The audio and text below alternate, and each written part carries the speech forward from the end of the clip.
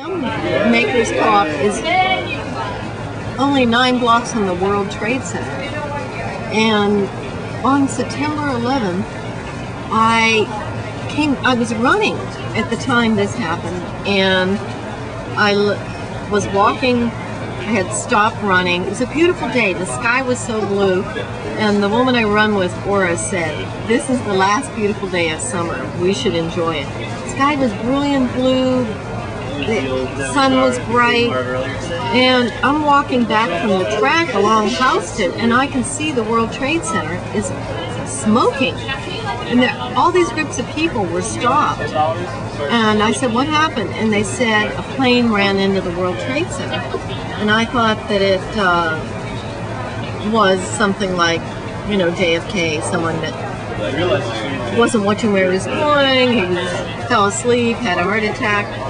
So I went home, got dressed, and was walking down towards the film co-op on Lafayette. And all these people were coming up towards me. And I guess the second plane had hit by then, because it was like 10 to 10. And a million people just walking. No one was yelling or screaming. It was just like an ocean of people walking. And every race, size, shape. Like the Chinese people carrying their children. And there were a few women arm in arm, like Puerto Rican, Dominican, Black, Hispanic. And then I saw on Lafayette, after I passed Canal, I saw right near my building on Lafayette, a man sitting in the middle of the road covered with white, like all white. And his hair was, and he had like an Armani suit on, and I thought he was a banker. And he's sitting there, and he was taking his shoes off, and his black suit was all white, and he had his like hair, he was real buff, like a buff looking, good looking banker type. But he was, looked like he'd been run over with a Met. He was all white, and his face was all wet. And he was taking his shoes off, and people were all standing around him. And I thought, I didn't realize, I think that, I don't know what happened to him, but I went to the co-op building, which is 108 Leonard. It's a city-owned building, and it's a gorgeous structure. It's one of the most beautiful structures in that area because it's built by McKim, Mead & White, the Boston architectural firm, and it's neo-Renaissance. And Mr. Bradford, the manager, said that it's imported Italian marble, stone-carved eagles on the roof, and it has a clock, but it's called the Clock Tower Gallery, where the co-op is located.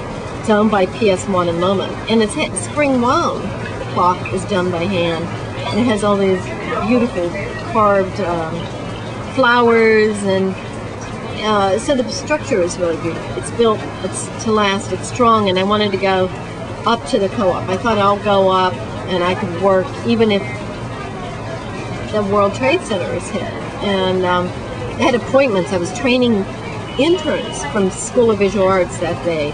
I had interns coming in every 2 hours to interview them to hire staff for the winter when we're busy. So and there was this like 6-foot man in a bulletproof vest, and I went in the building, and he said, "You have to leave. We're evacuating this building."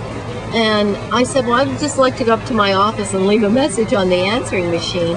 And he looked at me and he said, "You are out of here now. You're out of here right now."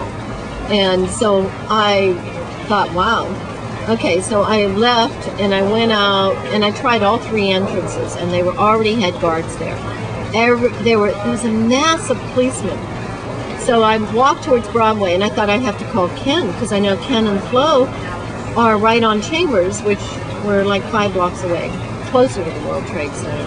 So I started walking west, which was towards the World Trade Center, not thinking what I was doing, and I was looking for a payphone to call them, and I'm standing on Church and White, and I hear screams, like blood-curdling screams, and I look up, and the World Trade Center had exploded.